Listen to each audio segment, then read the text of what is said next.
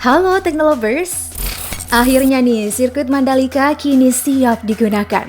Tentu saja hal ini menjadi kabar baik, ditambah lagi sirkuit Mandalika diklaim memiliki beberapa kelebihan. Kesiapan Indonesia menjadi tuan rumah ternyata membuat bos sirkuit Sepang Malaysia Raslan Razali jadi khawatir. Ya, seperti yang kita tahu selama ini Malaysia menjadi negara Asia Tenggara yang konsisten menggelar ajang MotoGP dengan penonton yang cukup banyak. Razali tak mau hadirnya Indonesia malah mengubah posisi nyaman yang dipegang Malaysia. Lantas, seperti apa sih sirkuit Mandalika sekarang? Mari kita lihat perbandingan sirkuit Mandalika Indonesia versus Sepang Malaysia.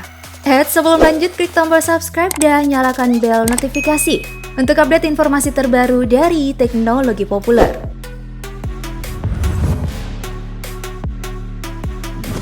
Mandalika Grand Prix Association, yang tak lain ialah anak perusahaan Indonesia Tourism Development Corporation atau ITDC, bakal menghelat ajang balap motor MotoGP. Karena ITDC memiliki latar belakang pariwisata, maka sangat diharapkan mampu mengkolaborasikan antara pariwisata dan olahraga terkhusus MotoGP. Nah, dengan demikian sirkuit Mandalika bisa dipakai untuk jalan kawasan yang akan tetap berguna jika tidak ada perhelatan balap. Pemandangan Laut Lombok sudah terkenal di dunia akan keindahannya. Sirkuit Mandalika menyuguhkan keindahan alam sekitar yang pastinya akan disukai oleh pengunjung. Ya, setidaknya ada tempat untuk cuci mata selain melihat aspal balapan.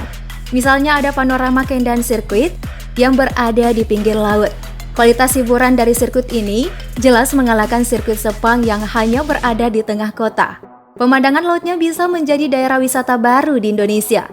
Sirkuit Mandalika akan memanjakan para pembalap dan penonton. Masyarakat Indonesia perlu bersabar nih untuk menyaksikan ajang balapan internasional yang akan mentas di sirkuit Mandalika. Sirkuit ini akan menjadi tuan rumah kejuaraan dunia Superbike atau World Superbike 2021. Menurut kalender WSBK 2021, Indonesia akan menjadi seri ke-13 yang berlangsung pada 12 hingga 14 November 2021. Sementara untuk MotoGP sendiri, Indonesia sudah dipastikan batal menjadi tuan rumah di musim ini dan baru bisa menggelar balapan MotoGP pada 2022 mendatang. By the way, tak hanya pemandangan saja nih yang disuguhkan. Kualitas aspal sirkuit Mandalika juga lebih bagus dari sirkuit Sepang, sebab menggunakan metode Stone Mastic Asphalt yang membuat kualitas aspal lintasan menjadi yang terbaik. Metode ini salah satu jenis campuran beraspal panas yang dapat digunakan sebagai lapis permukaan. Aspal jenis ini tahan gelincir atau skid resistant, tahan temperatur tinggi, pas banget digunakan untuk daerah iklim tropis. Nah, kalau untuk sirkuit internasional Sepang Malaysia digunakan untuk race MotoGP dan Formula One sampai tahun 2017. Sirkuit internasional Sepang bahkan sudah digunakan untuk Grand Prix sejak 1999. Sirkuit ini didesain oleh seorang arsitek sirkuit Jerman terkemuka, yakni Hermann Tilke. Hermann Tilke mendesain sebuah sirkuit cepat yang didominasi dua lintasan panjang yang dipisahkan oleh grandstand utama dan tribun. Grandstand ditutup kanopi-kanopi yang berbentuk seperti daun kelapa sawit. Sirkuit internasional Sepang dibangun antara tahun 1997 dan 1999 dekat Putrajaya. Sirkuit ini terkenal dengan cuaca tropis lembab yang tidak dapat diprediksi, mulai dari siang yang sangat panas hingga hujan badai tropis.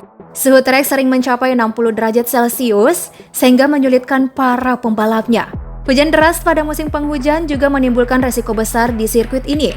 Untuk itu, telah dilakukan perbaikan di paddock, fasilitas penonton dan aspal trek pada tahun 2016.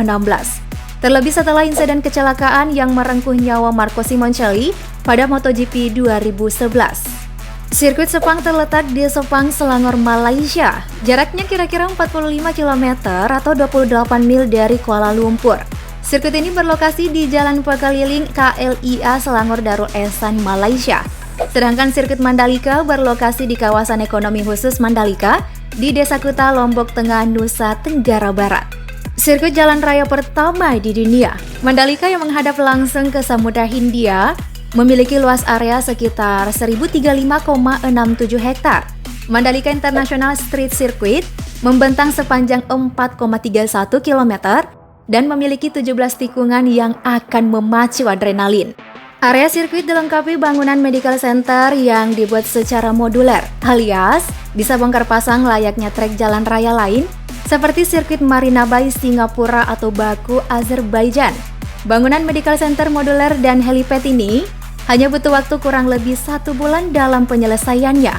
Semua peralatan medis di dalam medical center akan disiapkan oleh Kementerian Kesehatan Republik Indonesia. Dan peralatan-peralatan tersebut wajib terstandarisasi oleh FIM. Nah, sementara untuk sirkuit Sepang sepanjang 5,543 km, memiliki 15 tikungan dan 8 lintasan lurus dengan lebar minimal 16 meter.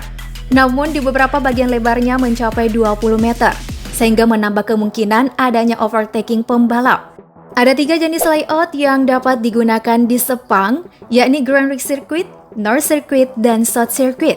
Terdapat 30 pit, termasuk sebuah kantor, area dapur, dan area konferensi. Selain itu, di tingkat atas ada 12 kantor untuk FIA dan administrasi, termasuk race control, pencatat waktu, pusat media, ruang wawancara, dan ruang fotografer. Tak lupa ada juga pusat medis yang menyediakan tempat untuk melakukan operasi kecil. So, tak heran jika berbagai fasilitas ini Sepang berhasil meraih standar FIA dan FIM, serta berkualifikasi untuk menyelenggarakan F1 sampai 2017, dan tentu saja MotoGP dari 1999 hingga kini. Sirkuit Sepang dapat menampung 130.000 penonton, 30.000 penonton diantaranya bisa menempati grandstand utama. Sedangkan sirkuit Mandalika akan dilengkapi 5 grandstands berkapasitas 150.000 penonton. Selanjutnya untuk pembangunan sirkuit Sepang dimulai pada Desember 1996 dan seluruh konstruksinya selesai 14 bulan kemudian. Sirkuit Sepang menghabiskan biaya 12 juta US dollar atau di kisaran 160 hingga 170-an miliar rupiah dan memperkerjakan lebih dari 1.000 orang.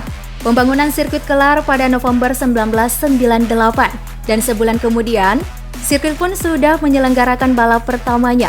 Kala itu sirkuit Sepang dianggap sebagai sirkuit terbaik di dunia. Sedangkan untuk pembangunan sirkuit Mandalika hanya membutuhkan waktu penyelesaian sekitar 1,5 tahun. Ini termasuk cepat mengingat pembangunan sirkuit Buriram di Thailand yang membutuhkan waktu 4 tahun. Adapun anggaran yang dihabiskan mencapai 1 triliun rupiah.